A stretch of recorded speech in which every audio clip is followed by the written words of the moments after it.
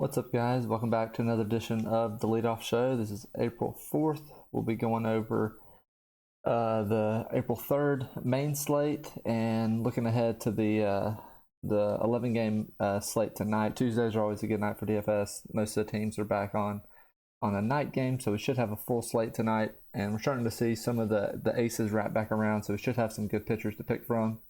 Last night was kind of a crazy night for scoring. There were runs all over the place, home runs all over the place. So hopefully you had a good night. I know some of the teams we talked about yesterday really went off. Pittsburgh looked good. Boston looked good. Cleveland had a great night after dark, if you weren't paying attention to that. So if you went to bed with a winning total, you probably woke up with it a little bit less, but it happens sometimes. You know, there'll be nights where it happens the other way too. So just part of it. Real quick, just a reminder that you really need to be following Underdog MLB on Twitter. So there were I had some concerns with Hunter Brown's pitch count yesterday, and so with that ownership at 60% plus the possible pitch count concerns all day, I was really kind of just preparing to not play him. And then this came out about 45 minutes before lock. They had 85 to 90 pitches and/or 5 innings. So while that might seem like a restriction, that actually gave me more confidence in him, because I was already expecting, 85, 90 pitches is kind of normal for, for an opening day start for just about anybody. So he did run into some trouble in the 5th inning and he got pulled, but I think he did eclipse that 85 pitches and he was on track to go full 5 innings if he had performed well. So yeah, if you played Hunter Brown, I'm definitely not saying that was a bad call. The only thing you'll see on my team is that I went with the chalkier stack, so I actually got off Hunter Brown, but I had a bad beat last night. I can show it real quick. So this is the lineup I played. This was a qualifier to the big 555 contest tonight, so I was trying to win a ticket. So this only pays out first place. So this is an all or nothing tournament. I don't only enter these, but on a few nights where I can get a reasonable entry fee and there's a big tournament I'm trying to chase, I'd rather do this than pay the 555 tonight and go about it that way. So real quick, you can see I ended up going with a 5-man Pittsburgh stack: Choi, Cruz, Reynolds, Smith and Jigbun, Sawinski, and then pretty chalky one-offs here with Lau and Devers, but I was able to get Melendez pretty cheap, so I like that as a one-off. The bat really liked Melendez, and I know I like to fit the catcher in my stack, which of course delay for Pittsburgh hit a home run, so that wouldn't have been a bad play. But Melendez, I mean, he's a leadoff guy, so he's not your traditional catcher, so I don't mind using him as a one-off. But because I kind of went chalkier stack, you'll see I got off Hunter Brown. So that was kind of my thing, is if I went Pittsburgh with Devers and Lau, I was going to play someone other than Hunter Brown. So really it came down to deciding between Kirby, Detmers. I really wasn't in on Rasmussen. Of course, if I had done that, I might have had like a 4 or 5K night, but that happens sometimes. But I was sitting in first in this contest, and then Kirby kind of got lit up a little bit. So just unfortunate it happens like that, but that ownership on Kirby I liked.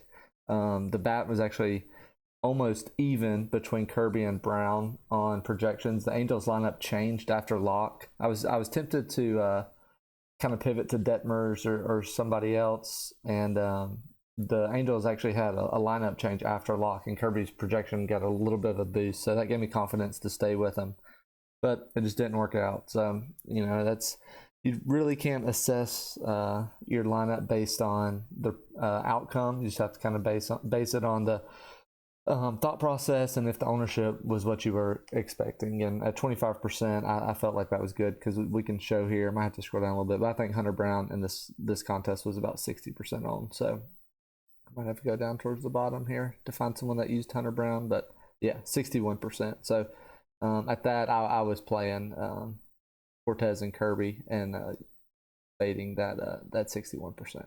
So, but it happens. On to the next slate. We can go ahead to tonight. We have an 11-game slate. I don't think the weather report is out yet, so we can kind of just skim through that quickly. Oh no, here we go.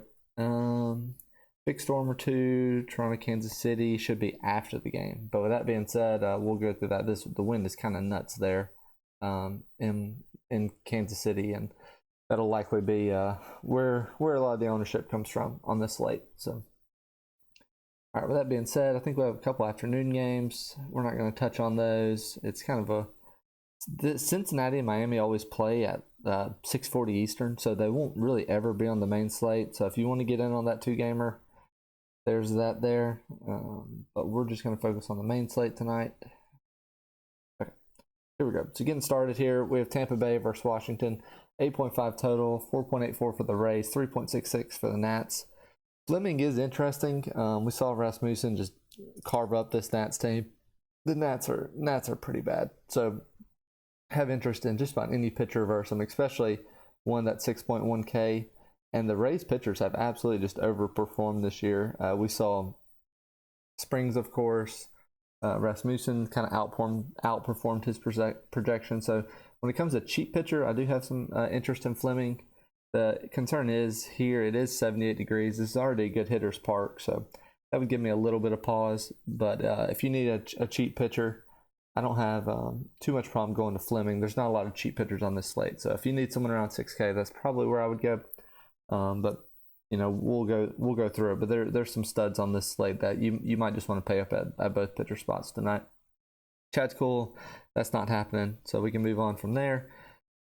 The Rays are definitely interesting. They'll be one of the top owned teams on the slate, I believe. Maybe one of the top 3 owned teams. And this Brendan Lau price is just wrong. I mean, I got burnt by him last night. He put a big donut in the middle of my lineup there. But 3.4K for a good hitter, hitting second in this environment against Chad Kuhl. We can check out Plate IQ real quick for this game. But I really like Lau.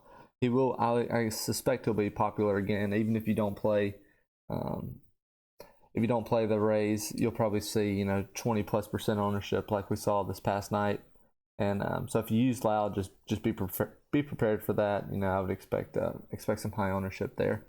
Let's see, Chad Kuhl. Yeah, he absolutely gets crushed. Well, he gets crushed by both sides. So lefty righty doesn't really matter for him. So definitely some interest in the Rays. And I think Rayleigh hit 2 home runs last night. So there's some cheap pieces to fit in here. So I wouldn't mind a Rays stack at all. See what you can fit in. Nats, it's just not going to happen. I mean, these guys there aren't enough good hitters there to stack, and I really don't have any preference on a one-off either. The Rays bullpen's pretty good, so even when Fleming comes out, you're going to have tough pitchers the rest of the game. So out on the Nats. We can go ahead to the next game, Phillies-Yankees. A little bit of wind blowing in. We have 8.5 total here, 3.85 for the Phillies, 4.65 for the Yankees. Matt Strahm versus Domingo Germán. I'm going to be out on Strahm. He's more of a relief pitcher. Last year, he had decent numbers, but kind of making that transition to a starter. I don't expect him to go deep. I would expect kind of his K rate and stuff to come down, and versus the Yankees, that's just not going to happen. Germán, at that price, it's a little steep. Even we saw Cortez not have too much success against this Phillies lineup. I don't know, they have just enough to kind of give you pause, and they seem to be, I would think, a little bit better versus righties as well. So I'm probably out on Germán. Phillies themselves, though, I don't know if I want to stack either. They have some good hitters. If you want to, pick and choose some one-offs here, maybe even Marsh at the bottom of the order. I could see Marsh, Turner, Schwarber kind of do a wraparound stack. Hall price is nice, but probably out on the Phillies. The Yankees, I do like the Yankees here against Strahm.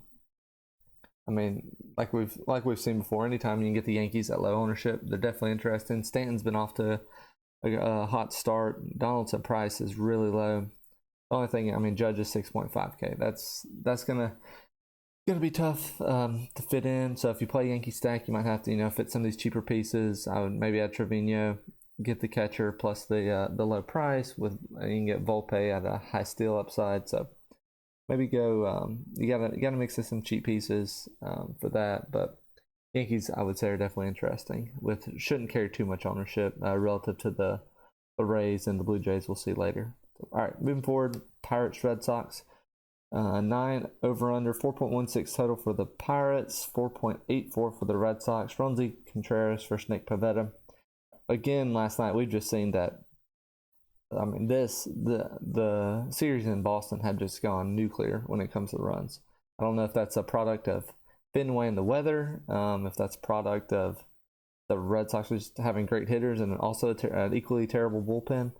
So I do definitely have some interest in both hitters for both teams. I'm out on the pitchers. Contreras has shown some upside, but his pitch count gets up. He'll probably be out after the fourth inning at best, and he might get K per 9, but the upside's just not really there, especially against this pretty stacked lefty heavy lineup here with the Red Sox. Nick Pivetta, I'm out as well. That price is just too steep. He's a decent pitcher as well, but he's a heavy fly ball pitcher, so gives me some concern against some of these, at least against Cruz and Reynolds. I could see one of them taking him deep, but so I'm out on both pitchers. With respect to the hitters here, the prices are starting to creep up on Cruz and Reynolds. You can still get the bottom of the order here really cheap. I went with Smith and Jigba and Sawinski last night. I know Bay had some a stolen base or two in that very first game of the season. So the Pirates are interesting, but looks like 51 with partial wind blowing in. So I would say not my favorite stack of the day, at least at this time. I think we can find some higher upside teams elsewhere. The Red Sox, though, are, I would say, one of those teams that has some upside, even if you didn't go full stack. If the hitting environment was not too great for you, I'd still love these lefties: Verdugo, Devers, Yoshida, Casas. He had a home run again last night. I mean, that price is just really low. I would like him there at 2.5K, but with regards to full stack, I'm probably out on the Red Sox, but definitely some interest there on some pieces from the Red Sox. All right, Mets Brewers. We have an 8 total. Max Scherzer versus Wade Miley. 4.47 total for the Mets. 3.53 for the Brewers. This is, one of like I said, we're finally getting some of the aces to wrap back around. This price on Scherzer does make it a little bit tough. 10.8K. There are some good. I mean, this Brewers lineup does have some good hitters, especially some lefties. I would say I wouldn't mind taking a lefty versus the Brewers, but a righty versus the Brewers does make it tough. Yelich, Winker, Tellez up at the top, and then Adames and Contreras, I would say, are good hitters kind of for either side. Let's check the strikeout rate real quick for the Brewers just to see how they stack up against righties. Because Max did have a little bit of a disappointing start against the Marlins to start the year. But I mean, we expect him to bounce back. So yeah, you can say 30.3% K rate for Scherzer is really nice. The ISO here for the middle of the order for the Brewers is strong, and Scherzer is susceptible to a home run. So K rate, top of the order low, bottom of the order pretty high. So I can see Scherzer going, 6 innings, maybe 2 runs, giving up, maybe a hit, then a bomb, and then, still completing, 6 innings with 6 Ks or something like that. So definitely some interest on Scherzer, but I don't think he's my favorite ace on the day. We'll kind of go through that, but I mean, he's always in consideration no matter what. Wade Miley, I'm going to be out on. He just doesn't have a lot of upside. If he was maybe 6K or something, we could talk about it. But at 8.1K, that's just not going to happen. The Mets, though, however, with that being said about Miley, I think he is decent at limiting runs. I would have some pause on a full stack from the Mets, especially with these prices. They have a lot of guys here around 5K in the heart of the order. I don't really want to add in Nimmo or McNeil lefty. Kana's fine, but they might pitch hit Vogelbach or something like that. If Kana's a DH, I could see him getting pinched hit for later in the game. They only like to use him against lefties. So really, just like Alonso, I think he'd make for a great one-off potential home run spot for him against Miley. The Brewers. If you're not playing Scherzer, you can always play one of these guys, but it just makes it tough. You're trying to guess who's going to hit the home run. I'd say there's, decent chance Scherzer gives up a home run, but I mean, can you guarantee where it comes from? I'm not sure. I mean, the price on Winker and Tellez are nice. If you're in a really large field GPP, one of the 10,000 plus people contest, and you don't have Scherzer, I could see if you want Blue Jays stack with two of the other top pitchers, and you just need a cheap one-off, Tellez or Winker are definitely worth considering, but just know you're taking some risk there. All right, now we get to the highest total of the slate. Blue Jays Royals 10 total, 5.58 total for the Blue Jays, 4.42 for the Royals. If you want to know why the total is so big, all you need to look at is right here with 81 degrees, 25 mile-an-hour winds blowing out to left center. So expecting a huge game here from the offense, and I would expect the ownership to follow. So Kikuchi, 6.7K. Everyone's going to tell you he had a great spring training. I don't really care at all about spring training, so I want to see it first in the regular season before I'm on him, and there'll be a spot for us to play him at some point this year. But in this environment, I'm just have no interest. Bubic as well. There's no chance we're playing him against the Blue Jays today. Again, we might play him when he gets the Tigers or something later in the year, but it's just not happening in this spot. Hitters though, the Blue Jays will be your highest on team, I would think. They'll be right there with the Rays probably, but I mean for good reason. I mean Bubic is a pitcher we can attack. The weather there is just great for hitting. Let's see real quick. Maybe we can get some insight on exactly who we want to use from Toronto.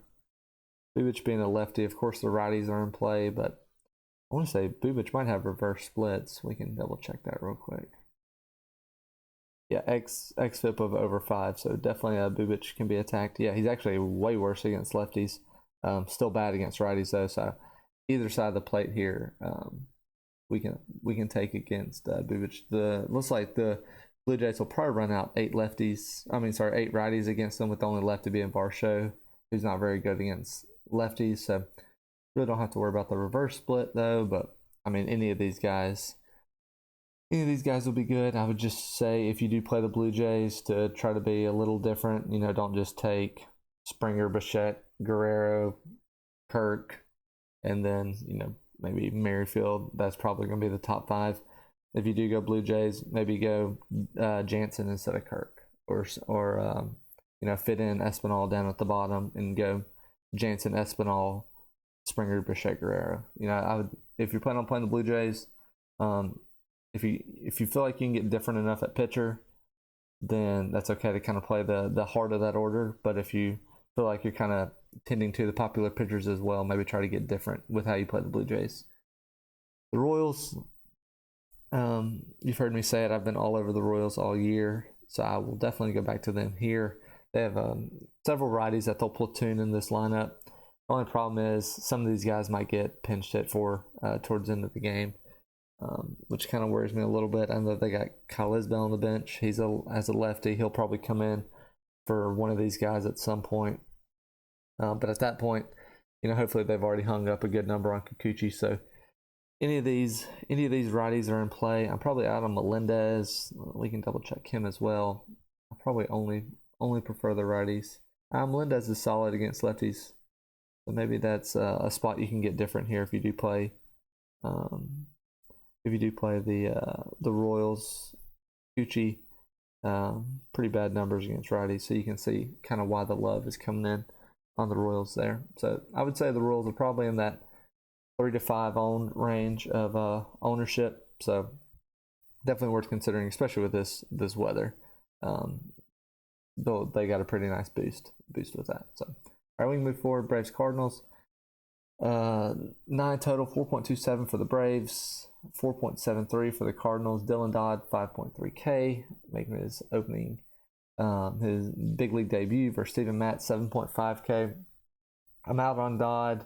We don't have weather yet, but it was pretty warm out there yesterday, and it was, let's see, yeah, there we go. Warms with winds blowing out left at 15 to 20. Yeah, it was warm yesterday out there, and we saw the Braves jump on the Cardinals early for several home runs. So I think I'm going to be out on Dodd. Matz, when healthy, he's shown some upside.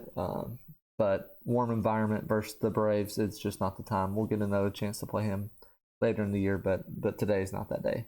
With that being said, love the Braves. I think we've seen some insane ownership on the Braves a couple times this year, and this should be a time where they're relatively in check, which gives me, a lot of interest here. I love playing the Braves, especially when they're not high on. So if you want a full stack, there's plenty of good options. We should see d'Arnaud, Ozuna, and Murphy in there. RC has been off to a good start, so I could see him if you want to kind of, need a cheap piece to add into this Braves lineup, because this top of the order is pretty expensive. One thing I was, saying to play d'Arnaud early in the year when Murphy was higher on and more expensive, and now it looks like d'Arnaud batting fourth should be the higher on catcher. So I could see Murphy, Arcia, wrap around a couple of these guys top of the order. Albies, obviously, I love versus lefty. That 4.8K is a little steep, so that one gives me a little bit of pause. Ozuna versus lefty back in St. Louis, I would like fitting him in. So whether you full stack or not, definitely some pieces of the Braves should be in consideration for you. And I don't really have any concern with Olsen lefty. The Cardinals against the lefty, I would absolutely love. I think they're in a great spot. They have enough cheap pieces here at the bottom of the order to kind of make it work. It's hard to stack the Cardinals without Goldschmidt, Arenado, and Contreras. So with those three in, you really got to fit some cheap pieces in. Jordan Walker, one of their top prospects. He hadn't quite popped off yet this year, but that could happen at any time. We saw Schuster for the Braves kind of get hit around a little bit in his opening days or his big league debut. So I would definitely have some concern there that Dodd might run into some trouble here. So I do like the Cardinals as well. I think they're kind of in that range with the Braves and Royals for me as a potential stack that shouldn't carry too much ownership. All right, moving forward, Orioles Rangers, 3.94 total for the Orioles, 4.56 total for the Rangers. Kyle Gibson versus Andrew Heaney. Orioles had an injury to Kyle Bradish early last night, so the bullpen had to put in a lot of work. So Kyle Gibson should have a long leash here, but he does not have the upside in fantasy. He might be a decent real life pitcher. I would say kind of a workhorse that can give you 5 innings with maybe only 3 runs given up, but 20% K rate against this team. I really don't have a lot of interest there. On the flip side though, Heaney, I definitely have interest in. You can see the K rate there, 35% for Heaney. The real issue with Heaney is just leash. With the Angels, I feel like we saw him go kind of deep in the games. With the Dodgers last year, they wouldn't let him go far at all. So that's what it really comes down to, is just whether or not we think Heaney can go far in this game. But when it comes to the 8K pitchers, I definitely have the most interest in him.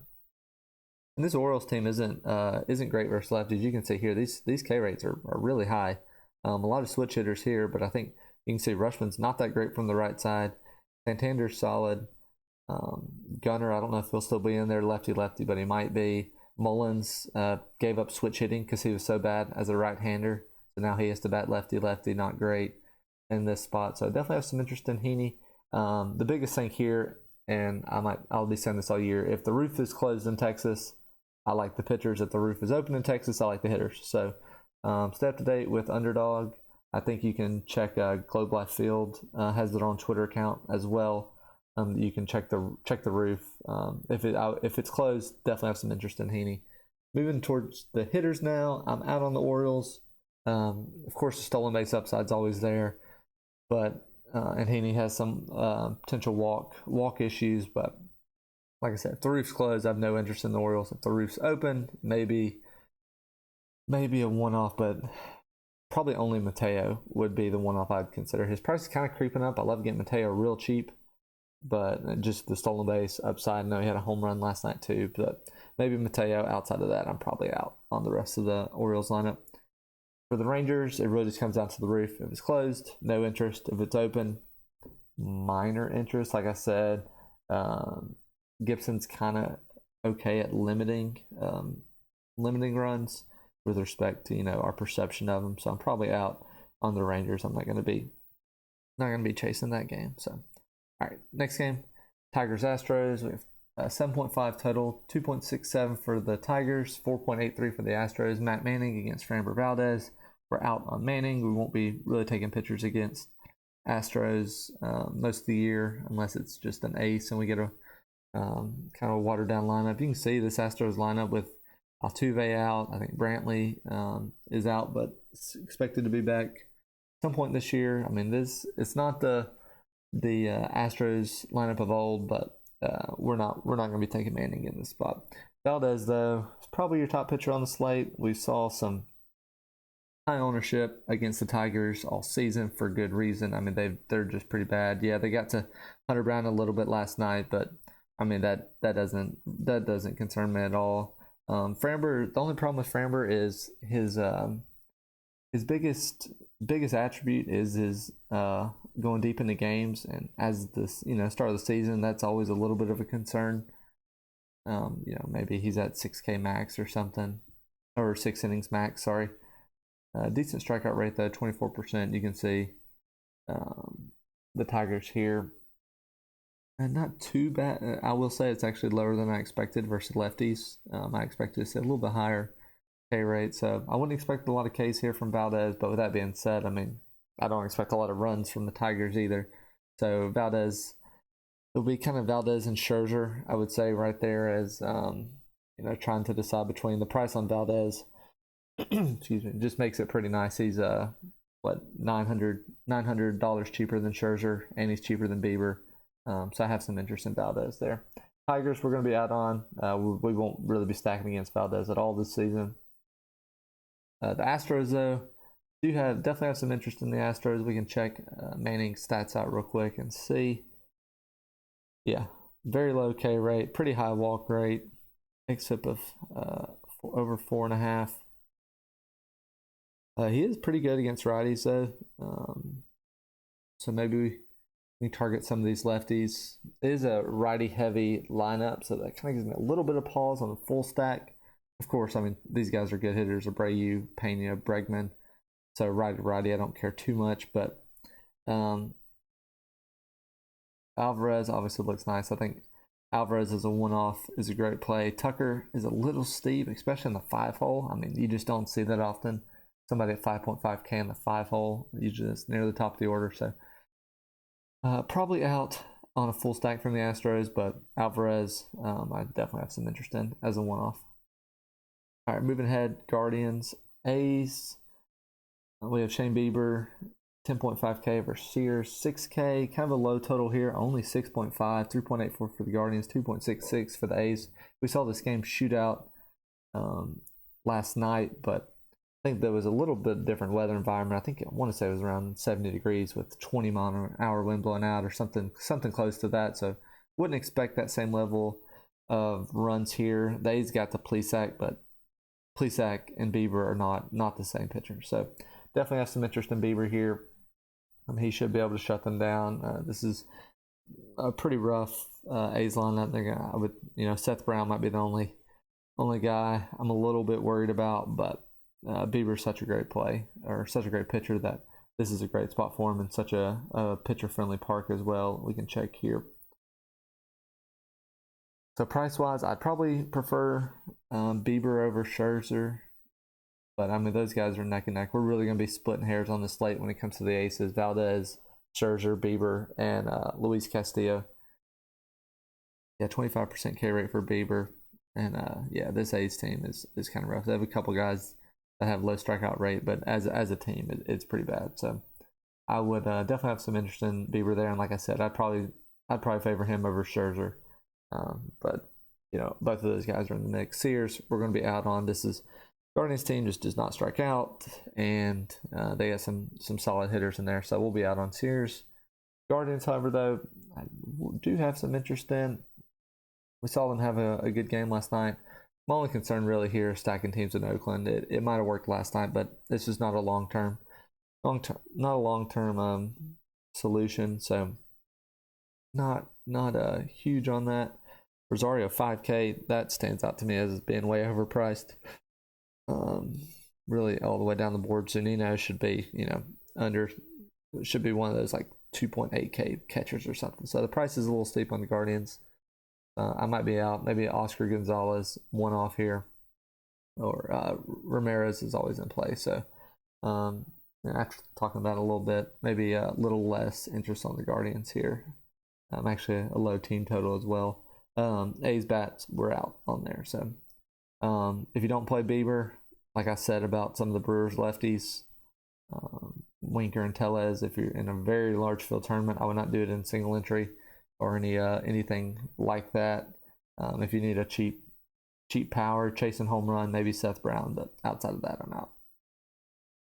All right, so we got here, we got the Angels Mariners, 7 total, 3.06 for the Angels, 3.94 for the Mariners. Jose Suarez, 7.3K versus Luis Castillo, 9.5K. Suarez is a decent pitcher. We might use him at some point this year, but lefty versus Seattle's is pretty tough. Look at this top of this order. We have Julio Rodriguez, righty, France, righty, Teoscar, righty, Suarez, righty, Pollock in with the platoon advantage, Cal Raleigh, switch hitter, Haggerty, switch hitter, Murphy, righty. So with that all being said, we can't take Suarez here. That's just way too many righties in the lineup. We'll check his numbers real quick. Yeah, low strikeout rate overall, so I don't love that. Yeah, you can see here he gets smacked around pretty good by righties, but honestly not much better against lefties. So not a lot of love there for Suarez. Luis Castillo, on the other hand, this Angels lineup is attackable. I mean, you saw me play Kirby last night. You just have to, you take the pitcher against the Angels and you just hold your breath that he can get through Trout and Ohtani, and Kirby did not do that. He actually got beat up by the middle of the order there a little bit, and then walked Trout, and Ohtani hit a homer, and his night was over just like that. So definitely a little bit of concern, but you can see here the strikeout rate is kind of high on these guys, and Castillo is almost matchup proof. I do like taking pitchers in this stadium. Seattle's a pitcher-friendly park. So with that being said, I do have some interest in Castillo. The price is kind of nice for the aces. He is the cheapest of the aces at 9.5K. He's cheaper than Framber, Bieber, and Scherzer.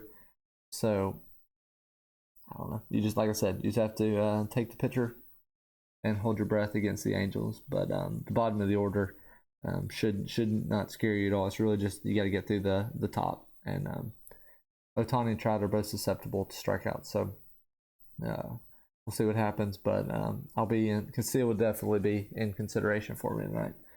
The Angels hitters, I would only consider Ohtani. I think Trout, I'm not scared of righty, but Ohtani's cheaper, so I would just go there if I needed a hitter. But outside of Ohtani, really no interest. The Mariners definitely have some interest in. We just saw that Suarez is terrible against righties, and they have a ton of righties in the lineup. Like I said, though, this is a tough park to take hitters in, so I might shy away from the full stack. I wouldn't mind some pieces here. I could see maybe go Rodriguez, France, Pollock, or something like that. Get a couple of the top of the order righties that have so much power, maybe even Suarez, and then maybe try to fit in Pollock. The only problem with Pollock is there's some pinch hit risk there once a righty comes in out of the pen. So some of these platoon guys you only see versus lefties. Seems like they kind of get a quick trigger when a relief pitcher comes in. That bit me last night. I had Choi and Smith and Jigba get pinch hit for late in the game, so it happens. But it's just something we have to prepare for and kind of factor into our projection of a guy. All right, so moving on. Rockies Dodgers, 7.5 total, pretty low with 2.73 for the Rockies, 4.77 for the Dodgers. Herman Marquez, 9.1K. Julio Urias, 10.2K. Do have some pretty crazy wind here from left to right, so I would say it's a bump to left-handed hitters.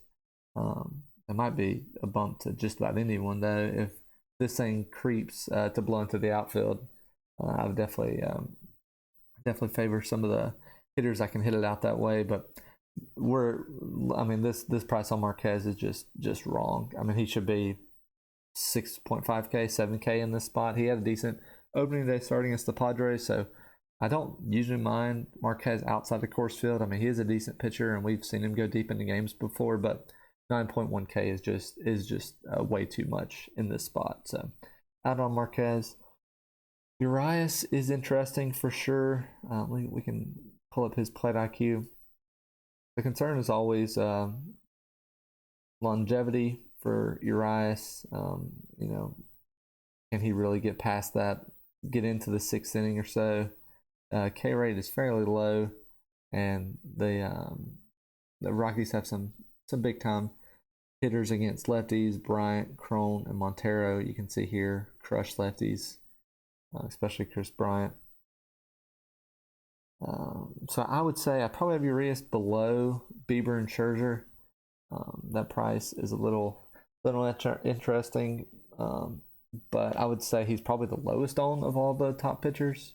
All the pitchers that we've kind of mentioned: Castillo, Bieber, Scherzer, and Framber. Urias is probably the lowest owned. So if you end up with, Blue Jays, Rays, some combination of those teams, and you have the salary to just pivot from Framber to Urias, I don't mind that. But it would definitely carry a little bit less interest for me. With that being said, the Rockies, I think you could chase a home run here with Crone, but that price is pretty steep, 5.8K. I'm probably out there. If he was, high 4K, maybe we do it. But Urias is just a tough pitcher to take hitters against, and like I said, this win does give me some concern for right-handed hitters, so probably out on all the Rockies. With that being said, the Dodgers though, really probably just Freddie. I would really just look at the lefties here against Marquez, which kind of leads down to Freddie, Muncy, Peralta, and Outman. We can pull up their Slate IQ real quick, see if anything stands out. Let's check Marquez real quick against both sides of the plate. Yeah, it's a little bit worse against lefties. Pretty high ISO numbers, but I mean, you got to think he also pitches in course, so his road numbers are going to be a little bit lower. So Marquez does a decent job of limiting runs outside of course field. So really don't have interest in Freddie or Outman if you need a cheap outfielder. But outside of that, we'll probably just probably not full stack the Dodgers tonight. We'll save that for another night. So. But the weather is definitely worth keeping an eye on. If this shifts to the outfield, definitely would have some more interest in the Dodgers. But where it stands right now, I'm probably out. So, all right. With that being said, we can kind of give a quick recap. I think after looking at it, you will see me play 2 pitchers above whatever Heaney was at, 8.9K. There's no reason. These low to middle pitchers just aren't that good. Like I said, if you need the savings, I'd go to Fleming of all the cheap guys, just because we've seen the Rays pitchers just dominate this year. The only problem is, what are we expecting? 5 innings from Fleming. I think Rasmussen was 60, 70 pitches yesterday, and he still got taken out. So they have a pretty hard 6 inning cap on their guys. So Fleming would have to get there pretty quick to pay off. With that being said, though, none of these other pitchers really get me excited. So Scherzer, Castillo, Bieber, Framber. I'm probably a little lower on Urias, so yeah, probably looking at Framber, Castillo, Scherzer, Bieber, and Heaney. Between those 5 will probably be my 2 pitchers. There's enough cheap hitters on the slate. You really don't need to pay down too much at pitcher, so that's not really going to be my play today. Especially we've wrapped around and starting to get a couple of the aces with these rotations. So I'm not really going to take someone's 5th starter when we have aces on the slate. So that being said, hitter wise, I think the Rays, Blue Jays probably carry the most ownership, but rightfully so. I mean, this Blue Jays hitting environment is insane. So you'll probably see a ton of ownership there. So like I said, if you use the Blue Jays, try to use them smartly. I could see maybe Jansen over Kirk would be a good pivot if Kirk's carrying 20+% ownership. But maybe Espinal, and then wrap around to the top of the order. These top 3 guys are going to be highly owned, but for good reason. I mean, these guys are studs. So just do with that what you will. If you play the Blue Jays, stack them different, or try to be a little different with your pitchers. So maybe Urias or something like that. Royals, Braves are probably in that 2nd tier for me. or maybe Cardinals as well as like a decent stack that won't carry too much ownership. So that's probably where I'll go there if I get off the Blue Jays array. So it really just depends. I'll kind of try to build lineups with the Blue Jays and see if I can get different. If I can't, then I'll pivot to one of those like second tier offenses and kind of go with the chalkier pitchers. And maybe you saw me last night. I mean, I played Devers and Brandon Lau at high ownership because I was already had a lower on stack. So if I can get a lower on stack, I don't mind just picking and choosing specific Blue Jays here to fit into my lineup. So, all right. I think that should be all for this slate. If you have any questions, definitely hit me up on Twitter. We can go through it. Continue to follow Underdog, MLB. Any updates there for the slate will help. There was even like a late lineup change in the Angels lineup yesterday. So if that's the team you stack, that's the kind of information you need to be up on, because you might only get that within 30 minutes before that game lock. So you need to stay up to date on that. Hopefully you had a good night last night. I know some of the teams we talked about did well, and but it was kind of a crazy night. So we'll just have to keep following that. I don't know if they changed the balls or what, but last night was just insane. So we'll see if tonight's any different. But again, if you could like, comment, or subscribe to the video, I appreciate that. I'm gonna try to continue to do these as much as possible as the season goes on, and hopefully just continue to get better at playing DFS and win some money this year. So that being said, thanks again, guys, and I'll see you at the top.